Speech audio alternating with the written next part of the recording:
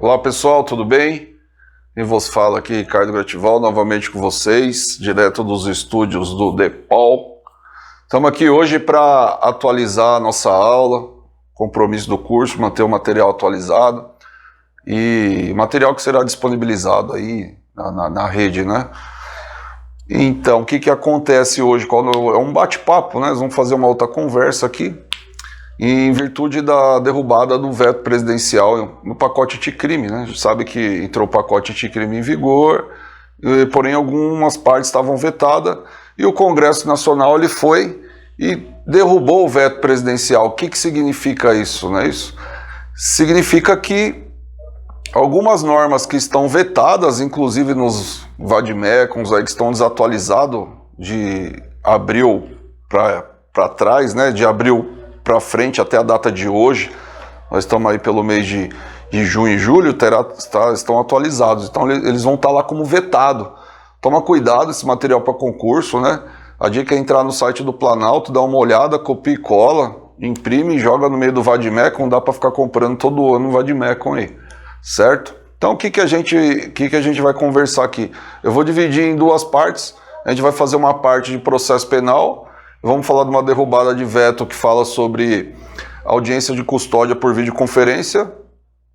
Dentro do capítulo de inquérito policial tem o assunto assistência jurídica compulsória, né? Os policiais em serviço profissional, no exercício da função, se envolvem em letalidade. E dentro de legislação penal especial, uma segunda parte, a gente vai mexer com a lei de execução penal. Vamos conversar sobre o artigo 9A, que fala sobre a identificação do perfil genético. Além disso, nós vamos conversar também a parte de progressão de regime, deu uma mexidinha num parágrafo ali sobre um requisito, né, um requisito subjetivo, bom comportamento, o que aconteceu aí.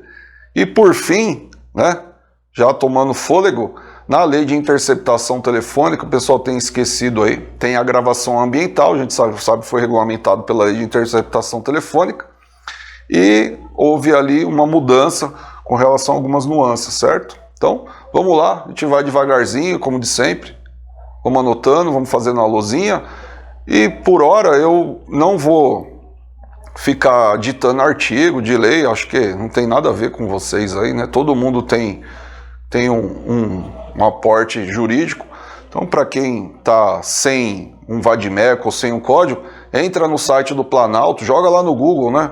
Planalto, Código de Processo Penal, clica no texto compilado, já vem na íntegra, copia e cola no Word, vocês acompanham comigo a tela do lado, fica mais fácil, tranquilo? Então vamos lá. Eu vou seguir a ordem do Código de Processo Penal em virtude da derrubada do veto, só para ter um critério, não é isso? Então nós vamos falar primeiro sobre a derrubada do que se diz respeito à audiência de custódia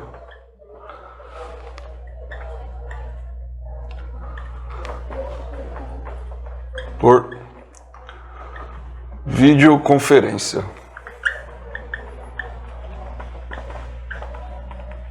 Né? Onde está regulamentado isso daí? Isso aí está no artigo 3b e parágrafos, né? Porém, o que foi mexido aí está no parágrafo 1º, ambos, né? Do Código de Processo Penal. Então está aqui localizado o nosso texto de lei. Eu vou lendo e a gente vai conversando, vamos acertando os detalhes, né? O que acontece aí? Só relembrando, para saber isso daqui, audiência de custódia, o que vocês vão perceber de cara aqui? Esse artigo 3b, né? Ele está dentro do capítulo do juiz de garantias em processo penal. E já tem até um vídeo gravado aqui sobre esse tema, juiz de garantias. O que tem a ver isso com a derrubada do veto?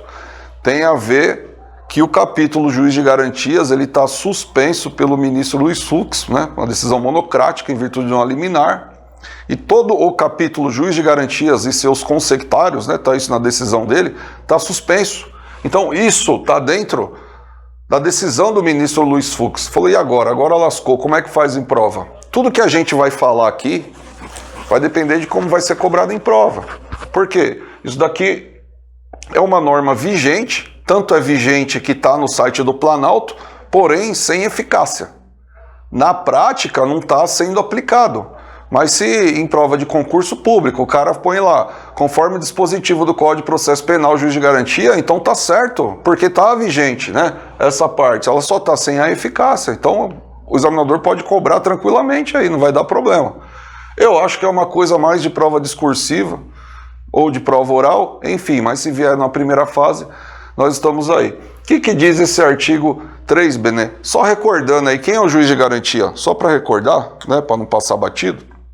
A gente divide a persecução penal em duas fases. A primeira fase da persecução penal é o inquérito policial, a segunda fase é a ação penal.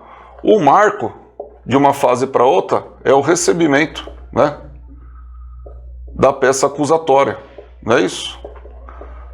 E é o recebimento da peça acusatória marca o fim, né, das atividades da competência do juiz de garantia. Então é aqui a denúncia ou queixa, dependendo do tipo de ação penal que vai estar em trâmite.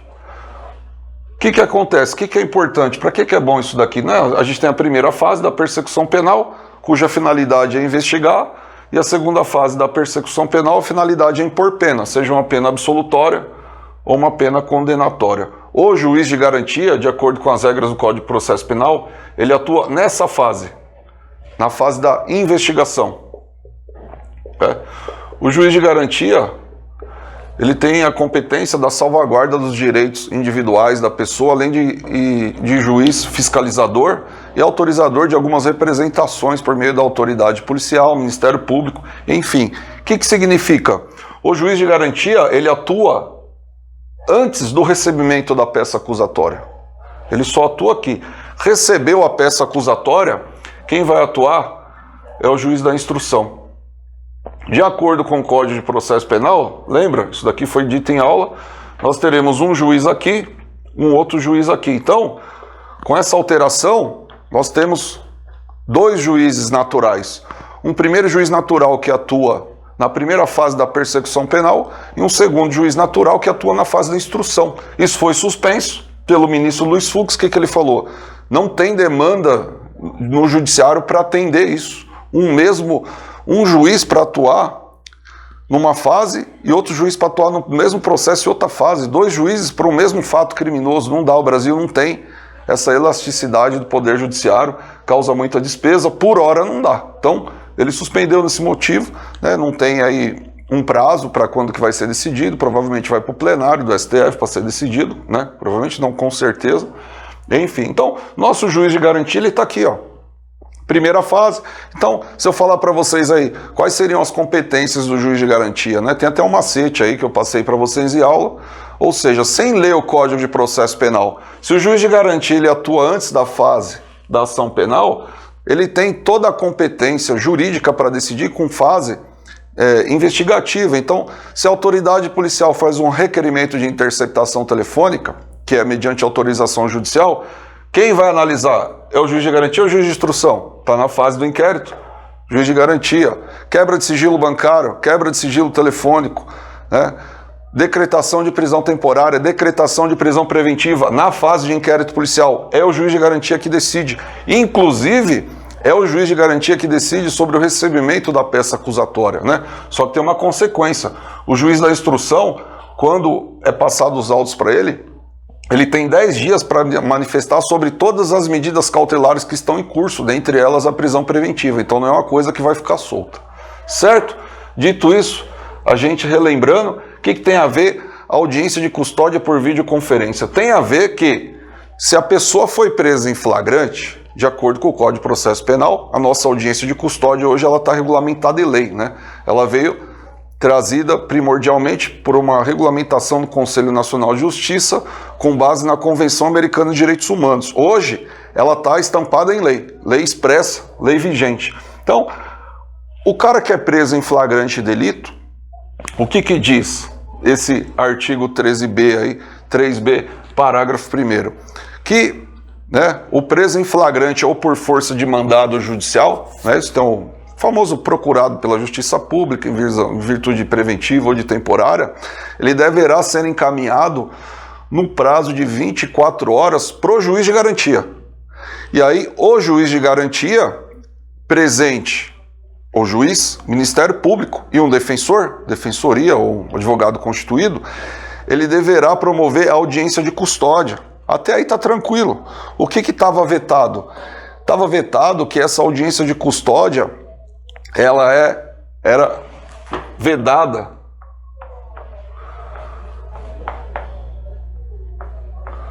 por videoconferência.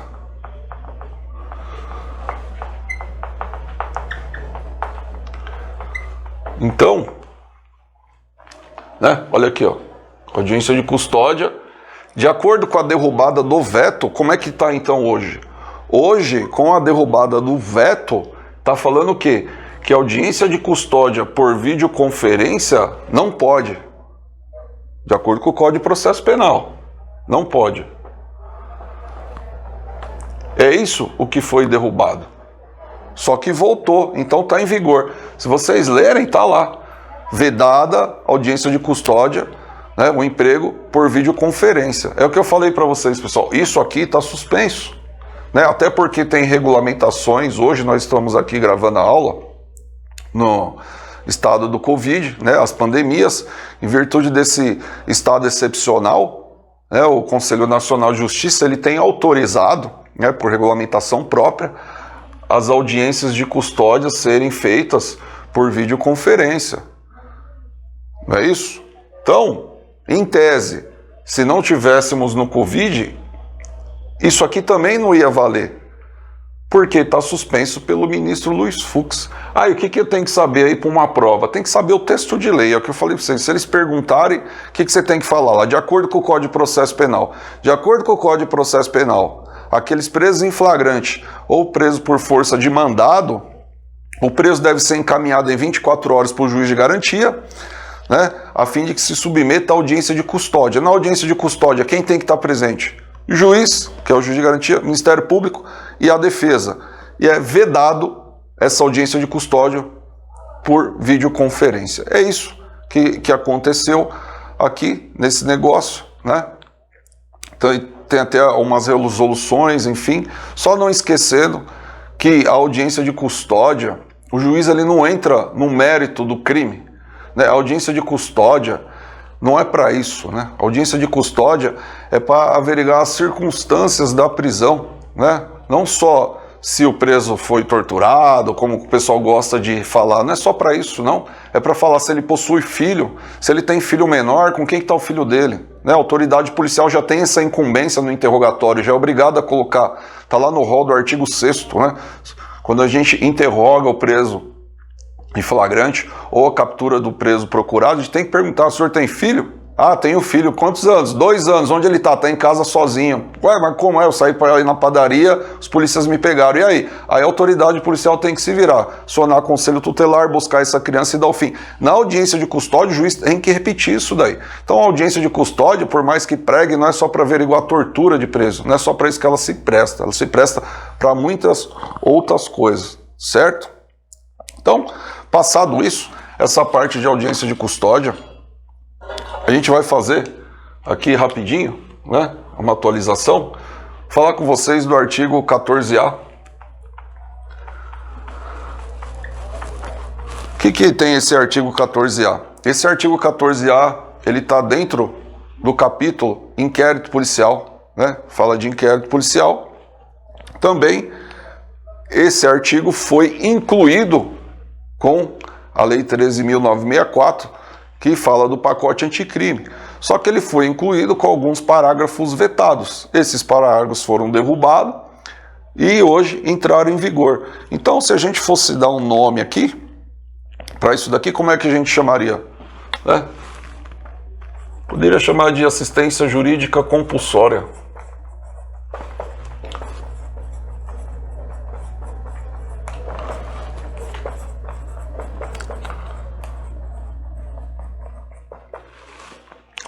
Por que assistência jurídica compulsória?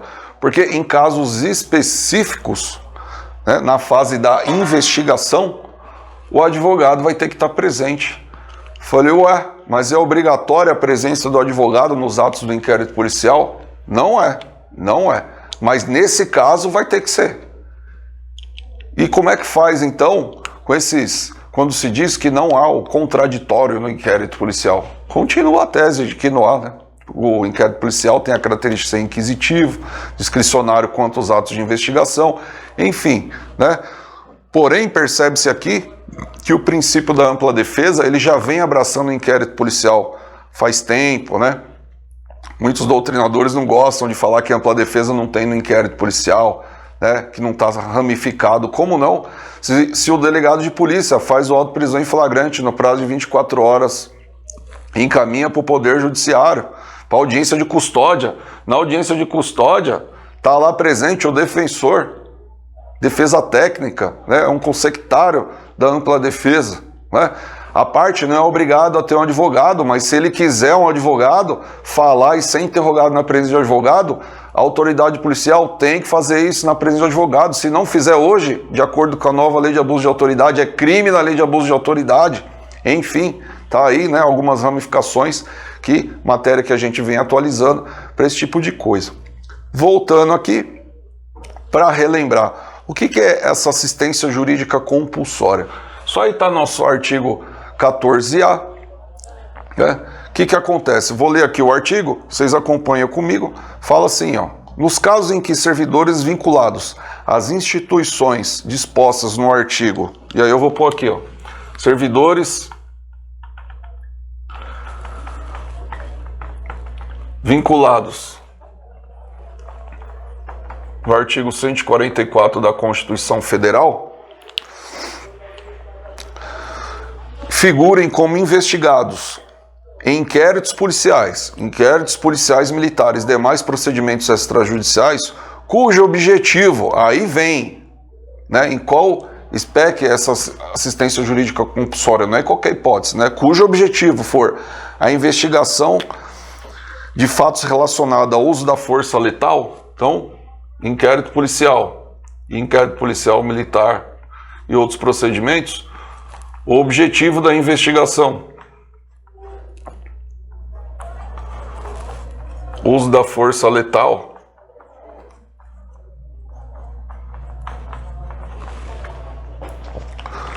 praticado no exercício profissional, né? Vou abreviar, praticado no exercício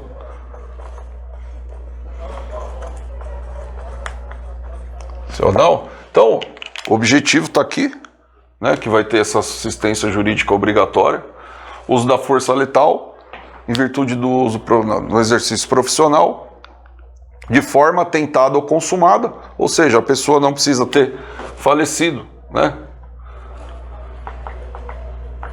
Tentada, consumada, a gente já conversa. Vamos só ler aqui, pegar o que interessa da lei, fica mais fácil.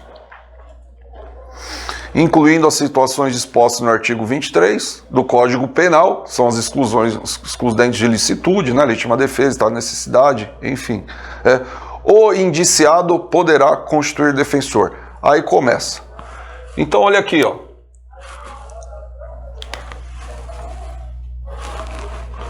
O indiciado, que indiciado que ele está falando aqui? Servidores do 144 da Constituição Federal. Lembra quem são esses daqui? Polícia Federal, Polícia Rodoviária Federal, Polícia Ferroviária Federal, Polícia Civis dos Estados, Distrito Federal, Polícia Militar, Corpo de Bombeiros, né? E polícias penais, estaduais e distritais. Estão lá no artigo 144 da Constituição. Depois a gente vai ver que entra mais um ali. Enfim, vamos ficar só por aqui para seguir a ordem do código. Esses caras, quando no exercício profissional for necessário o uso de força letal, seja a pessoa falecida ou não, eles vão ser objeto de investigação. Para quê? Vai ver se teve um abuso, se houve um excesso no uso da força letal. E lógico que se no final se averiguar que não houve, não vai ter problema nenhum. Então é o famoso exemplo que o policial está de serviço, entra em confronto, o policial mata o bandido e aí vai ter que instaurar um inquérito policial, só que no exercício profissional ele vai ter que constituir o defensor, não é isso? E aí começa a nossa história descendo os parágrafos. O parágrafo 1º, ele vem e fala: para os casos previstos nesse artigo, no caput, o investigado ele deve ser citado da instauração do procedimento investigatório para constituir defensor no prazo de 48 horas, contados o recebimento da citação. Então, já começa aqui, né? Não criticando, só corrigindo para ficar certo. Fala que o indiciado é citado no prazo de 48 horas. Pessoal, vocês até estranham, né? A gente está na fase do inquérito policial. Como é que uma pessoa é citada na fase do inquérito policial? A gente sabe que a citação, ela dá início à relação processual. A citação está aqui, ó. O juiz recebe a peça acusatória, cita, né, o acusado para constituir defensor, nomear testemunha. Então, nosso legislador errou um termo, né? Tecnicamente ele falhou. O correto aqui, que é o que se tem feito, é a notificação, né? Só alguns falam intimação, eu prefiro, né, que o policial ele é notificado para constituir defensor no prazo de 48 horas. E aí, com o defensor, ele vai até a autoridade policial que preside o feito da investigação, nosso inquérito policial, e lá ele vai ser ouvido, na presença do seu defensor. Só que pode acontecer o seguinte, e aí vem a história, olha só embaixo aí, ó. Esgotado esse prazo de 48 horas, né, sem que haja um defensor nomeado pelo investigado, a autoridade responsável pela investigação, né, e ele não nomeou o defensor, ela deve intimar a instituição a que estava vinculado o funcionário ou policial profissional de segurança pública à época dos fatos, para que em 48 horas nomeie um defensor para ele. Então, olha só, o policial está de serviço, uso da força letal, o bandido morreu, instaurou inquérito, vamos ver se teve um excesso. A autoridade policial não pode ouvir o policial na hora, como antes. Vai fazer o quê? Ó, polícia, volta daqui 2 dias, 48 horas, né? Prazo correto. Tô te notificando com o defensor. Passou 48 horas, o policial não compareceu. A autoridade policial liga pro policial: pô, você não veio? Te notifiquei. Aí ele vai falar o quê? Eu não tenho dinheiro, faço o bico o dia inteiro, trabalho, ganho pouco, não vou pagar advogado.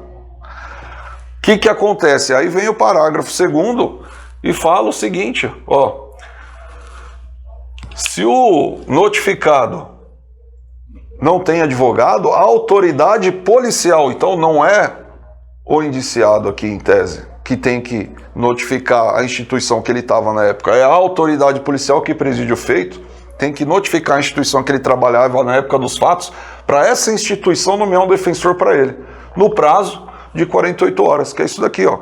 Esgotado o prazo, sem ausência de nomeação de defensor, a autoridade responsável intima a instituição que estava vinculado. Então, ó, a autoridade policial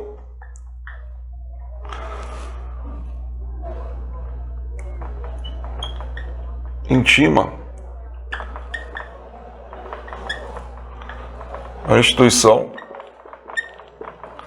a que estava vinculado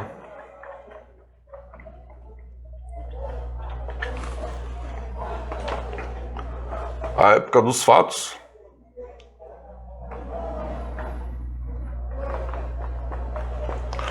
para, né, constituir o defensor, nomear defensor, enfim. No prazo, ó, mesmo prazo, 48 horas. Então essa instituição tem 48 horas, né? Lógico, pessoal, a gente está descendo uma escadinha aqui, ó. Primeiro, notificou o policial aí que se envolveu. Ele não constituiu. Ó, não constituiu. Essas coisas não estão no código. Vamos montando aí, ó. Defensor. Aí a autoridade policial é o que eu falei para vocês. Aí começa as coisas de prova, né? Não é o policial, é a autoridade policial que preside o feito. Ela intima a instituição a que ele era vinculado à época dos fatos. Então pode ser que na época ele era policial militar, passou no concurso da Polícia Civil. Hoje ele é policial civil.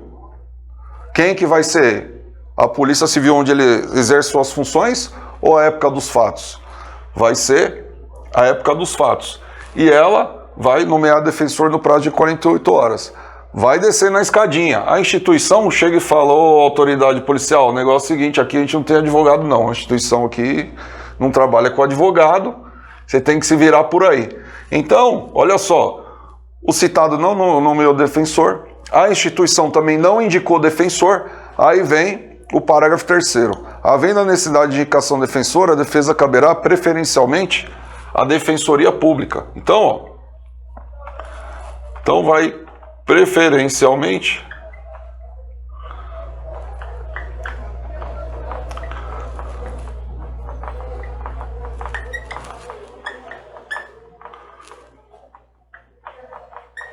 a Defensoria Pública. Preferencialmente a Defensoria Pública. E aí vem o parágrafo 4º, parágrafo 5º, parágrafo 6º, né? Esses daqui tinham sido vetados pelo presidente da República, mas voltaram à tona. O que fala esse daqui, né? Fala sobre a Defensoria Pública, preferencialmente, toma cuidado, né? Não é obrigatoriamente. Preferencialmente a Defensoria Pública, né? E aí fala, na hipótese de não atuação da Defensoria Pública,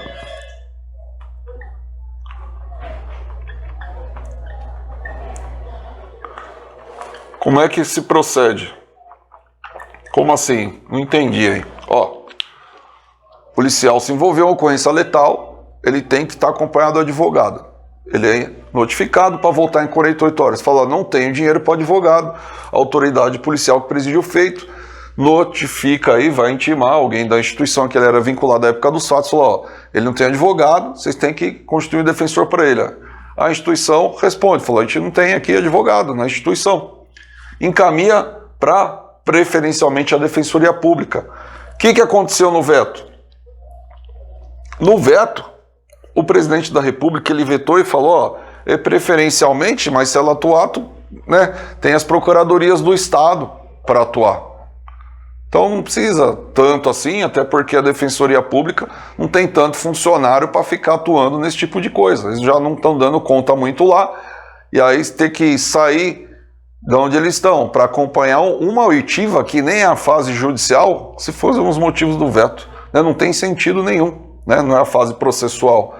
Só que caiu, então está falando o seguinte, na hipótese de não atuação da Defensoria Pública, como é que faz? Ó, o cara não tem dinheiro para advogado, a instituição não nomeou, mandou para a Defensoria, falou, não dá.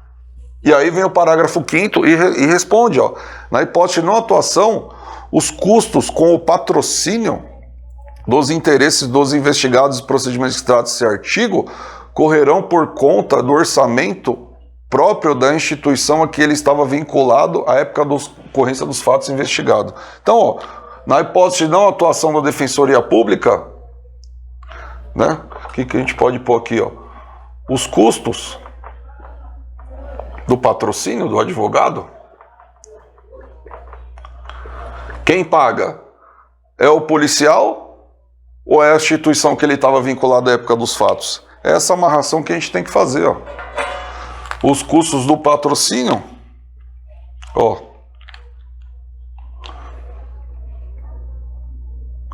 aqui, ó, instituição aqui estava vinculada à época dos fatos, tá vendo aqui, ó? Então quem paga é ela. Não é o policial, muito menos o Estado. Aqui, ó, Defensoria Pública, no caso, né? É a instituição que ele estava vinculado, lógico que é o Estado, porque é do exercício profissional. A gente está falando aqui de Defensoria Pública ou a pessoa, certo? Então, esse foi o veto que voltou. Não tinha essa parte aqui, na hipótese de não atuação da Defensoria Pública, né? Esse tipo de coisa. E o parágrafo 6º? O que fala isso daí? Na verdade, ele acrescenta, né, mais pessoas aqui. Essa assistência jurídica compulsória, o parágrafo 6º fala o seguinte, né? As disposições constantes desse artigo se aplicam aos servidores militares vinculados às instituições dispostas no artigo 142. Então, ó, também se aplica servidores militares previstos no artigo 142 da Constituição Federal. Quem que é? Exército, Marinha e Aeronáutica. Ah, então os caras do Exército ou da Marinha Aeronáutica, se eles se envolverem, né, no exercício profissional, no uso da força letal, têm direito à assistência jurídica compulsória? Nem sempre. Essa é a resposta. Nem sempre. Por quê? Porque só vai ser na exceção. Toma cuidado. É isso que vai sacanear. Olha lá, ó, essa nuance aqui, ó. Os servidores militares, eles têm que estar na missão da garantia da lei e da ordem, né? Então, eles têm direito desde que estejam em missão garantia da lei e da ordem. Então, olha só como fica. Quem tem direito à assistência jurídica compulsória? Servidores do 144, que a gente já falou, em regra aos policiais lá. Servidores da Marinha, Exército, Aeronáutica, desde que estejam na missão de garantia da lei e da ordem. Por que isso daqui? Porque quando eles estão na missão de garantia da lei e da ordem, geralmente eles estão no exercício desses caras aqui, ó. Então, essas greves das polícias estaduais, aconteceu aí, né, teve problema no Nordeste, enfim, entrou o Exército, ficou patrulhando na rua, ele vai estar fazendo o serviço de segurança pública e não de, né, serviço militar. Se ele está fazendo o papel de segurança pública e ele se envolve, né, no uso da força letal, aí ele também vai ter o mesmo direito de assistência jurídica compulsória. Então, cuidado, né? Quem tem direito? Os servidores do 144 e os membros da Marinha, Exército e Aeronáutica. Estes têm que estar na missão da garantia da lei e da ordem. Não é isso? Outra coisa, a lei, ela não fala que a pessoa tem que estar indiciada. Ela fala indiciado, né? Porque fase processual réu, fase do inquérito é indiciado, né? Quem é o indiciado? O indiciado é o suspeito, né? É o objeto da investigação, é a pessoa objeto da investigação, né? O indiciamento, ela provém de uma decisão técnico-jurídica da autoridade policial devidamente fundamentada. Isso hoje regulamentado na Lei 12.830 de 2013, né? Que trata da condução da investigação criminal pelo delegado de polícia, né? Tem até um vídeo nosso aí.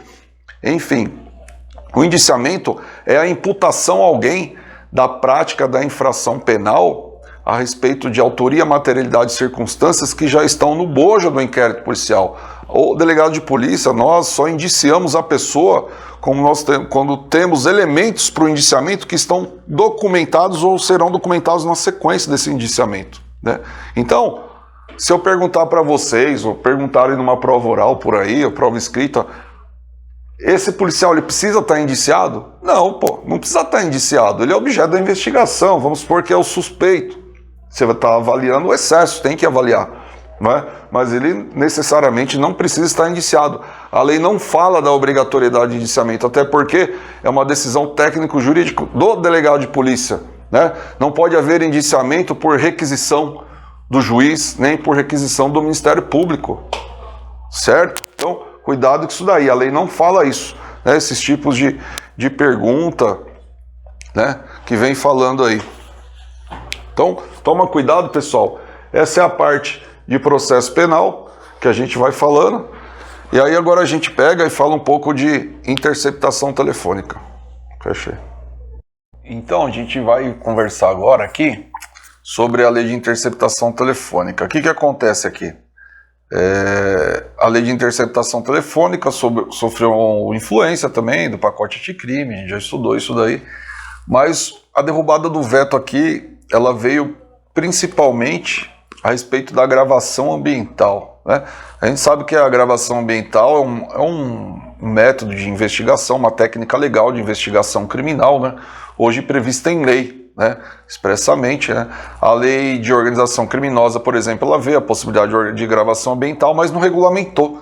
Coube aí o pacote anticrime regulamentar essa gravação ambiental, isso já conversamos em aula, enfim. Então a gravação ambiental está dentro da lei de interceptação telefônica, não é isso? E está lá no artigo 8A.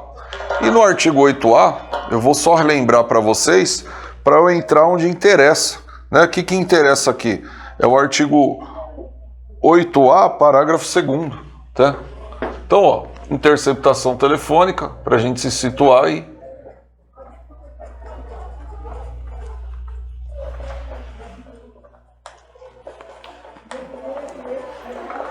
Fônica. Nós vamos conversar aqui, ó, do artigo 8A. O artigo 8A, ele fala da captação ambiental ou gravação ambiental, não é isso? Então, para a gente chegar no assunto, a gente tem que relembrar. Nada demais, né? Então, lembrando que a interceptação telefônica não é a gravação ambiental, né? A interceptação de comunicação telefônica. A captação ambiental é você deixar uma caneta que grava num ambiente, né? Não é por meio de linha telefônica, nada disso. Não vai precisar de operadora de telefonia, oficiar ninguém para fazer esse tipo de investigação. Você deixa lá um pente que grava, uma caneta, enfim, aquelas coisas de James Bond para fazer a gravação ambiental, né? Das conversas no ambiente. Não é isso? Então, o artigo 8A ele fala o seguinte aqui, ó. Para a investigação e instrução criminal pode ser autorizada pelo juiz, ou seja, juiz não pode de ofício captação ambiental, né?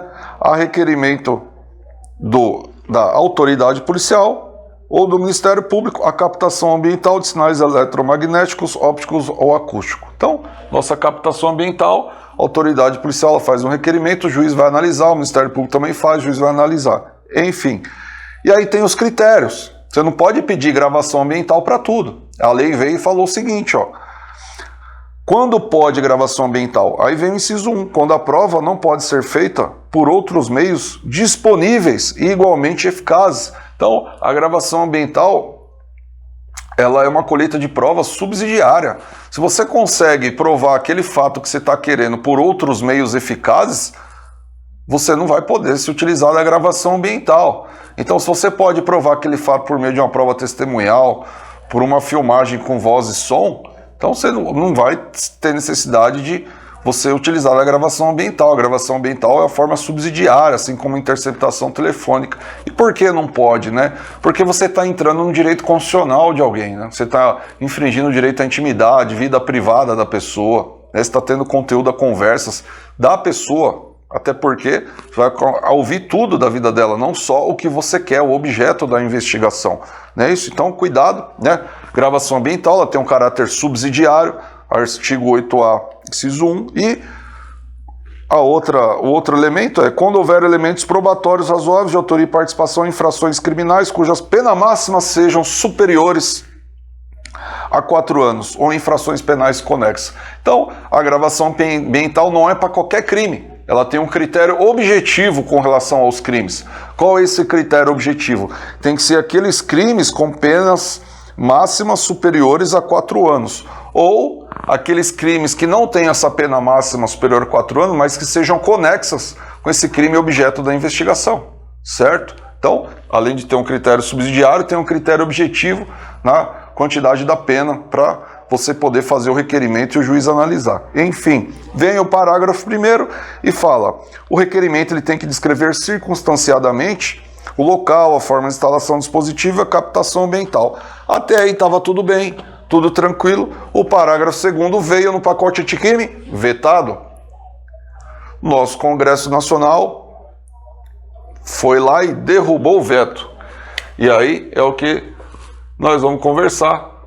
O parágrafo 2º, não dá para eu chegar aqui e falar dele se a gente dá essa introduzida, né? É até bom revisar a captação ambiental. Enfim. Então, o que fala esse parágrafo 2º? Baixa a lei aí no Planalto, que vai estar, no meu Vadmec, por exemplo, não está vetado, né? Porque foi antes da derrubada. Fala assim, ó: a instalação do dispositivo de captação ambiental poderá ser realizada quando necessário por meio de operação policial disfarçada ou... Então, vamos lá.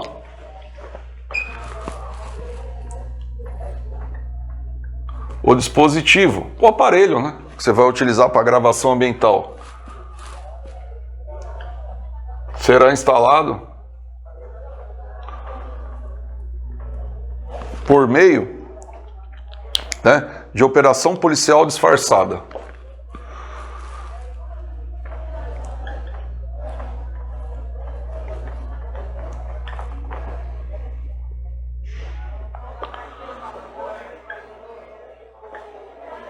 Então tá lá, ó. O dispositivo ele será instalado, né? Operação policial disfarçada. Policial, vamos por parte aqui, né? Tem que rachar esse parágrafo, né?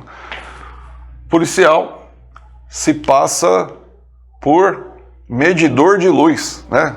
Aqui em São Paulo, nossa Eletropaulo, vai lá o policial disfarçado de Eletropaulo, vem aqui medir a sua luz, e aí ele vai medir a sua luz e o policial deixa um gravador. Operação policial disfarçada, e aí, lógico, se for feito isso, vai ser ter que informar o juiz quais, né, as formas que você vai se utilizar para fazer a gravação ambiental. Então, aqui, ó, um exemplo clássico, ou empresa de telefonia, a manutenção da TV a cabo. Aí vai lá o técnico e o ajudante, que o ajudante vai ser o policial que vai deixar a canetinha mágica. Enfim, olha lá, o policial, operação policial disfarçada. Ou, aí sim, ou, aí vem, ó, no período noturno.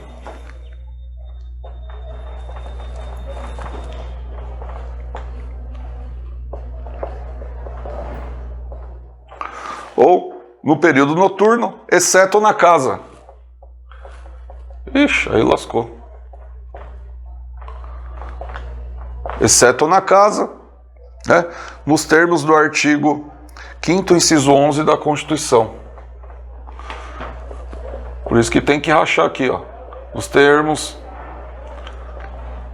do artigo 5º, inciso 11 da Constituição. Eita, lascou tudo, né? Ele fizeram uma banana, tava bonito até o ou, né? Antes do ou, depois do ou lascou tudo. Então olha lá, ó.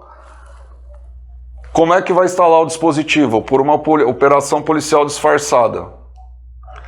Aí vem a pergunta, pode à noite? Pode na casa? Olha só, você vai ter que lembrar aqui, ó. Aqui são as hipóteses que vai entrar na casa, lembra disso? Ó? Você entra flagrante delito, desastre, prestar socorro e, por último, de dia, por ordem judicial. Ó, o que interessa é isso daqui, ó. Ele já está falando o quê, ó? Exceto na casa. Como é que eu vou saber o que é casa? A gente sabe o que é casa, mas juridicamente falando,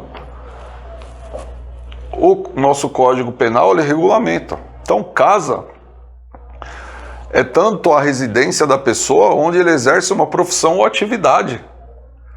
Então, não é muito fácil assim. Então, se casa é onde ele reside, onde ele exerce a profissão ou atividade, não vai sobrar quase nada para o policial disfarçado ir à noite. Então, o que dá para entender aqui, ó? Que ele só vai poder entrar de dia para fazer isso aqui.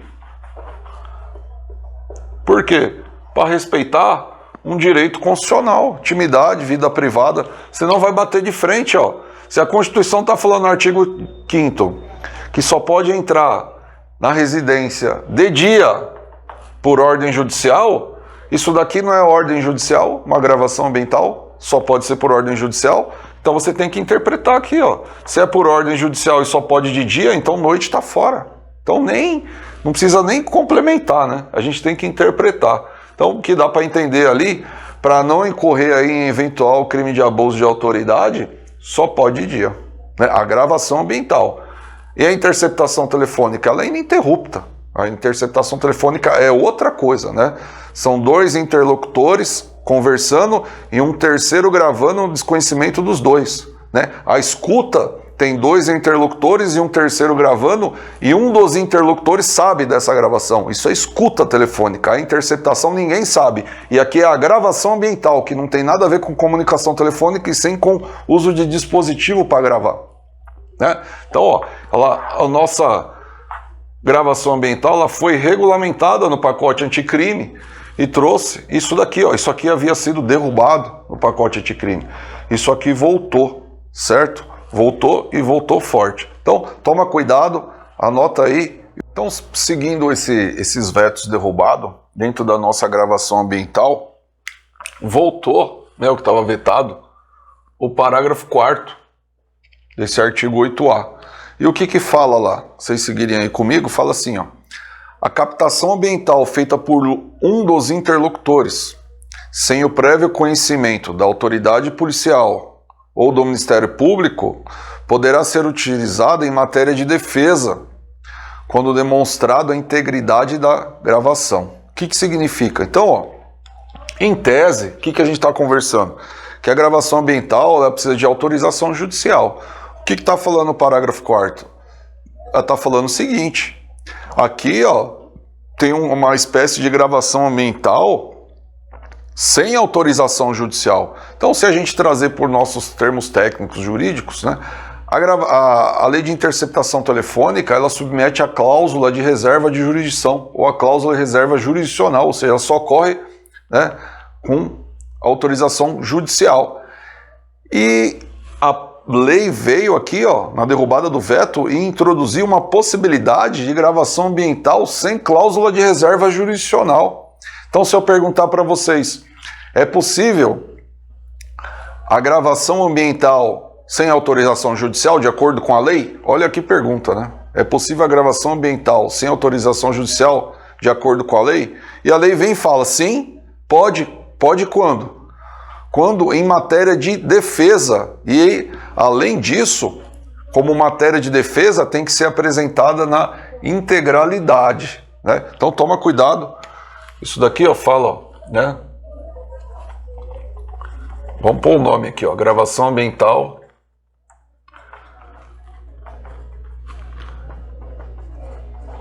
em matéria de defesa.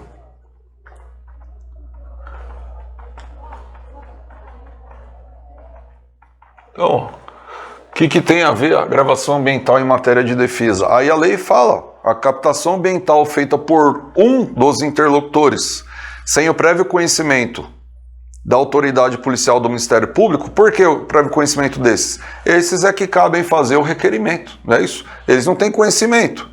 Ela pode ser utilizada? Pode. Qual é a condição? Exclusivamente em matéria de defesa, não pode ir para acusação, é só em matéria de defesa. Olha lá, ó. Certo? Além disso, essa gravação ela tem que ser apresentada na integralidade. Por quê? Para que não haja corte, enfim, edição, fazer algum tipo de coisa, certo? O STF, ele já tinha esse posicionamento jurisprudencial, só para a gente fechar aqui esse tema, e ele já falava, né, que é lícita a prova consistente em gravação ambiental realizada por um dos interlocutores, sem conhecimento do outro, mas tem que ser em matéria de defesa. E aí ele se utiliza do princípio da razoabilidade, proporcionalidade, se é o único meio que ele tem de provar a inocência, né, eles já discorriam sobre isso, já era uma matéria centrada por nosso sistema, né, nosso Supremo Tribunal Federal. Tranquilo? Pessoal, vamos continuar então. Então a gente já conversou de processo penal, conversamos de gravação ambiental e agora a gente vai entrar na lei de execução penal, né? Houve aqui, né, os assuntos relacionados à derrubada do veto na lei de execução penal, no artigo 9A e no outro artigo, né, que é o artigo 112, que a gente já conversa daqui a pouco. Então a lei de execução penal mexeu em duas coisinhas aí, né? Bem tranquilo, mais ou menos, né? Cuidado com esse artigo 9A. Esse artigo 9A ele sempre caiu em prova, né? Sempre caiu e mexeram nele. Então, o que tem isso daqui? Acompanha comigo aí. O artigo 9A fala o seguinte: o condenado por crime doloso praticado com violência grave contra a pessoa, bem como por crime contra a vida, a liberdade sexual ou por crime sexual contra vulnerável, será submetido obrigatoriamente à identificação do perfil genético, mediante a extração de DNA por técnica adequada, indolor, por ocasião do ingresso no estabelecimento prisional. Então, o que é isso daqui? Isso daqui é a identificação criminal pelo perfil genético. Então, você tem que fazer o link, porque essa lei, esse artigo 9A, ele se comunica com a lei 12.037 da identificação criminal. Então, o que a lei 12.037 fala? Fala da identificação criminal por meio de fotografia, datiloscópica, tem introduzido identificação da íris, enfim, ela regulamenta a identificação criminal.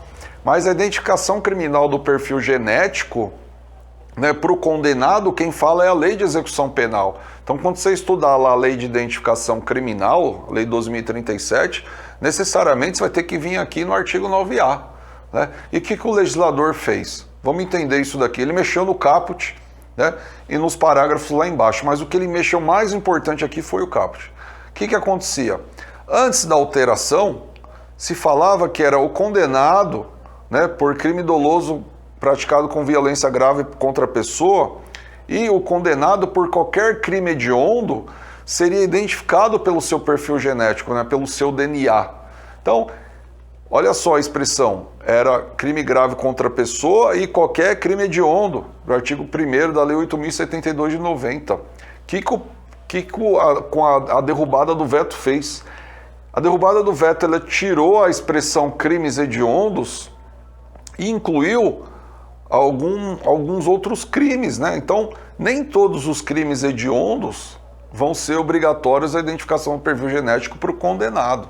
Já ponho na lousa, só estamos esclarecendo a coisa. Então, vamos fazer um roteiro aqui que é mais fácil. Então, como é que funciona? Olha lá, o condenado por crime doloso praticado com violência grave contra a pessoa. Então, ó, condenado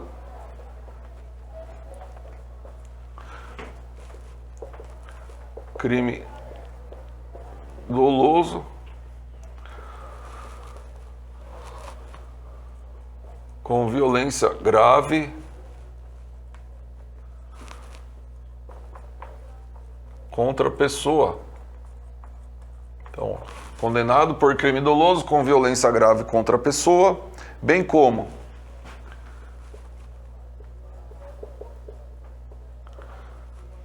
crime contra a vida. Olha o rol, aí começa. Crime contra a liberdade sexual, crime contra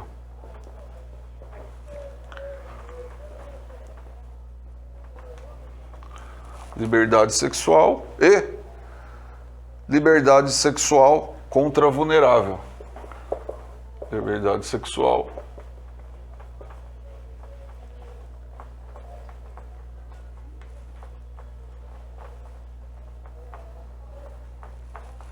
esses caras aqui, esses condenados, serão identificados obrigatoriamente pelo perfil genético, né? O DNA, aqui ó, a extração do DNA, todos eles, certo? O que eu falei para vocês?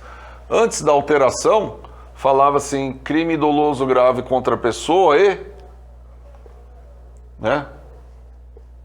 Lei 8.072 de 90. É a nossa lei dos crimes hediondos. Tem que entender o que era antes para ver o que ele mexeu aqui. Então, cuidado com a lei desatualizada. O que a derrubada do veto fez? Ela tirou essa expressão aqui, ó.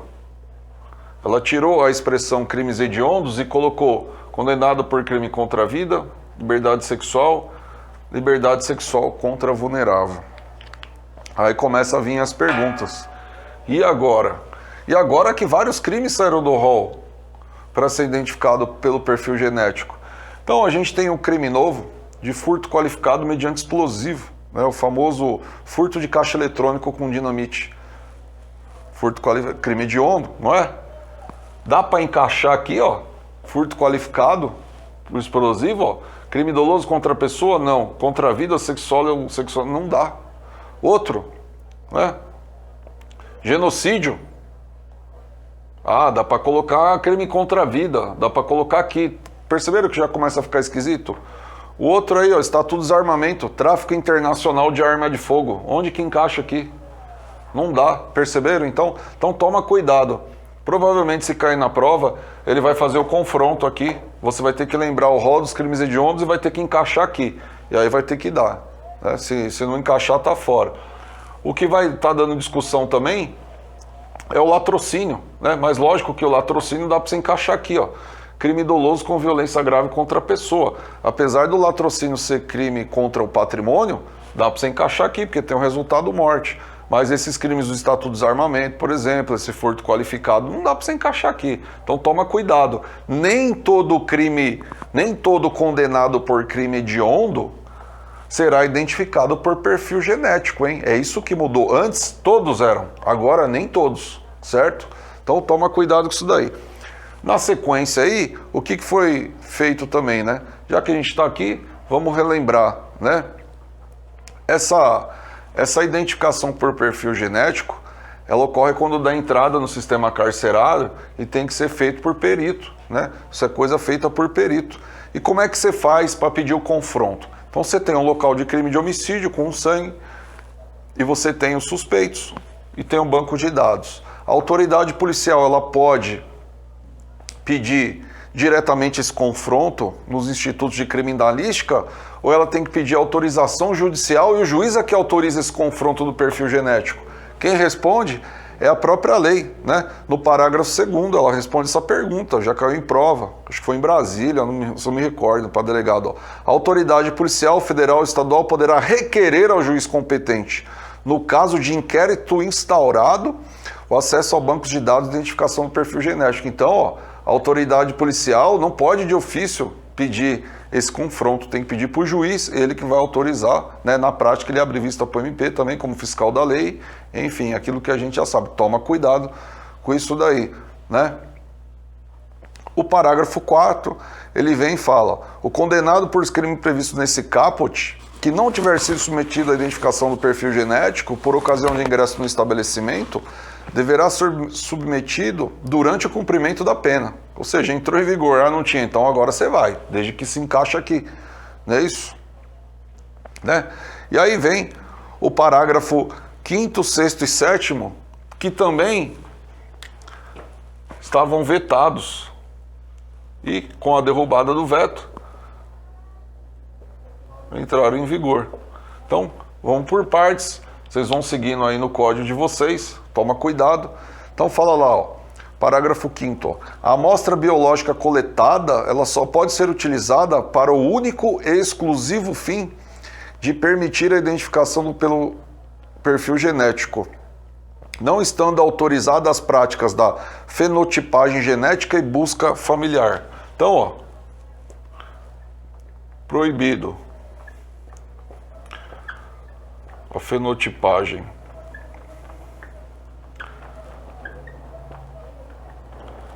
genética e é proibido a busca familiar. Como assim? Aí é bom dar uma paradinha. O cara foi condenado por um desses crimes. Aí fez a identificação do perfil genético.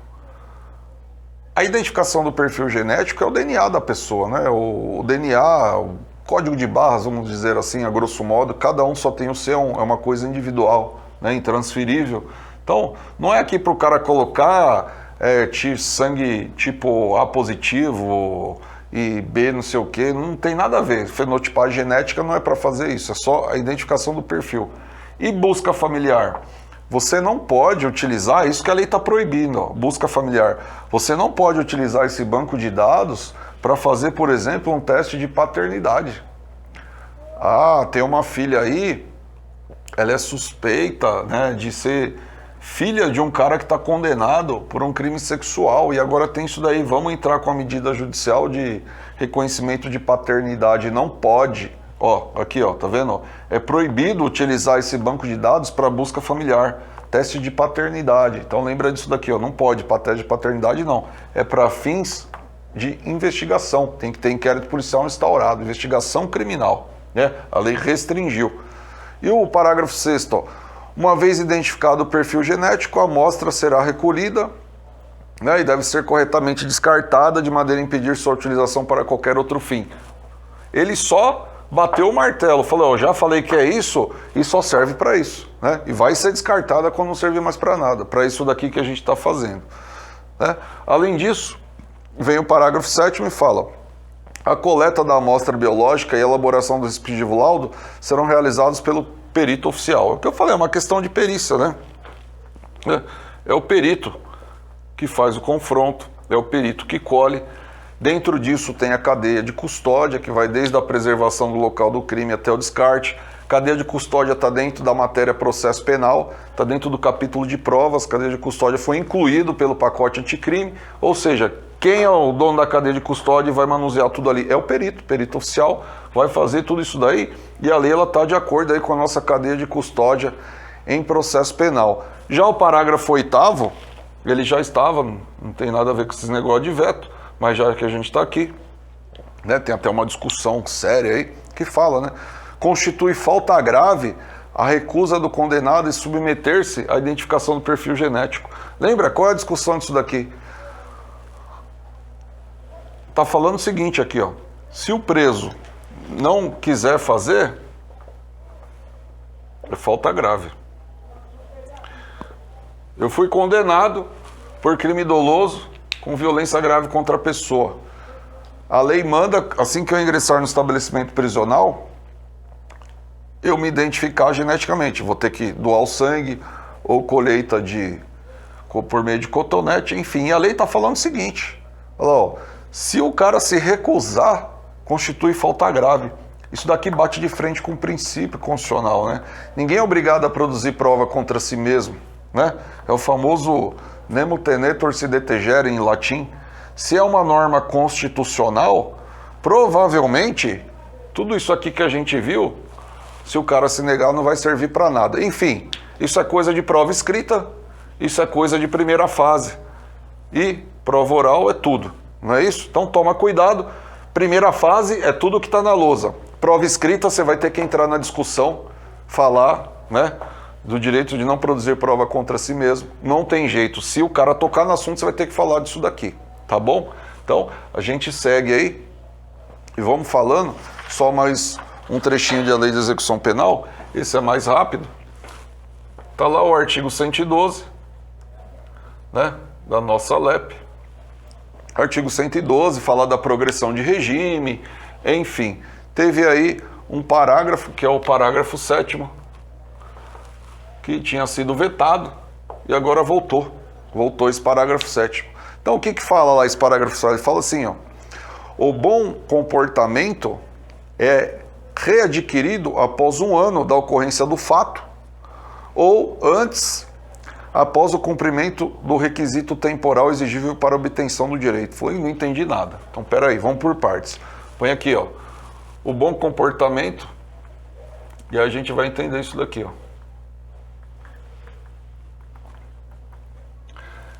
É readquirido. Então, é isso que interessa. A gente quer o que aqui? A gente vai analisar o que, ó. Quando que é readquirido o bom comportamento? Então tá lá, a lei fala o seguinte: após 1 ano da ocorrência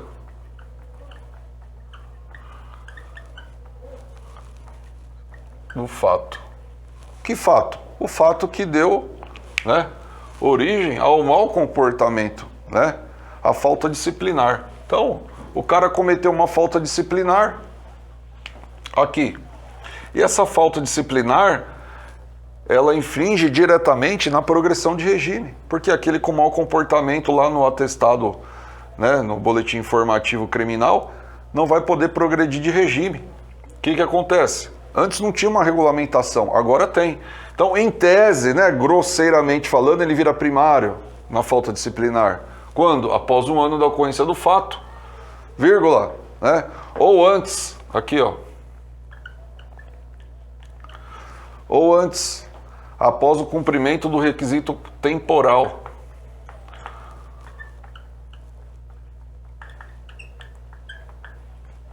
Após o cumprimento do requisito temporal, mas é o requisito temporal para quê? É, exigível, e aí a lei fala, né? Exigível para obtenção, vou abreviar, do direito. Então, ó, olha aí, ó. O que que acontece aqui, ó? O bom comportamento, pessoal, aqui, ó, isso daqui, ó, é um requisito subjetivo para progressão de regime. A gente sabe que para progredir de regime, o cara está no regime fechado, ele vai para o semiaberto, aberto, ele tem que ter o requisito subjetivo e o requisito objetivo. Quem fala isso é a lei de execução penal. Então, o requisito subjetivo aqui, ó, bom comportamento. O requisito objetivo para progressão de regime é o tempo de cumprimento da pena. E o tempo de cumprimento da pena hoje se dá em porcentagem. Você cumpriu 15% da pena, se você vai na tabela, tem o requisito subjetivo bom comportamento, você progride, você sai do fechado para o semiaberto e aí vai embora. Então, é isso que foi regulamentado, tinha sido vetado e voltou. Então, esse bom comportamento é um requisito subjetivo. O requisito objetivo é a porcentagem no cumprimento da pena hoje. Lembra, antes era 1/6 e tal, agora virou porcentagem, né? Então, esse requisito aqui, ó, antes do requisito temporal, esse aqui vai ser um requisito objetivo, tá vendo? Então, olha só. Quando é readquirido o bom comportamento? Após o ano da ocorrência do fato. Cometeu a falta grave, passou um ano tranquilo. Ou antes de um ano da ocorrência do fato, quando ele cumprir o requisito temporal, ó, exigível para obtenção do direito. O que é esse requisito temporal? Olha aqui, ó. Não é isso daqui? Você só tem dois requisitos. Um é subjetivo, outro é objetivo. Se ele já está falando que o bom comportamento aqui é subjetivo, por exclusão, o requisito temporal é um requisito objetivo. Então, o que funciona aqui, ó? O cara cumpriu lá 20% da pena para progressão de regime. E ele cometeu uma falta disciplinar há 8 meses. E aí? Aqui, ó, em tese, é mau comportamento, não pode, mas a lei está falando o quê? Que agora com a volta pode, é como se ele não tivesse nada. Então ele vai progredir de regime. Certo? Então, ó, a gente fecha, pessoal, essas compilações aí de derrubada de veto. Vocês desculpem se às vezes foi rápido, se a letra é maravilhosa, linda, bonita, não é, porque a minha letra é assim mesmo, mas tem que ser legível, né? O que importa mesmo é vocês entrarem no site do Planalto, né? Copia esse negócio, imprime, cola no meio do Vadmecum, acompanha, porque é o texto de lei que vai ser cobrado, é o que está no site do Planalto, é o que a gente estava conversando. Cuidado lá com o juiz de garantia, que está com eficácia suspensa, muito cuidado nisso, né? E aqui, uma forma mais decoreba, você entende, fica mais fácil para guardar, a gente entende a lógica, demora mais para conversar sobre a lógica da lei, mas a segunda leitura que vocês derem sozinho fica muito mais fácil. Enfim, estamos à disposição aí, qualquer um, pessoal, chama no DePaul, chama no Insta, estamos aí, bons estudos.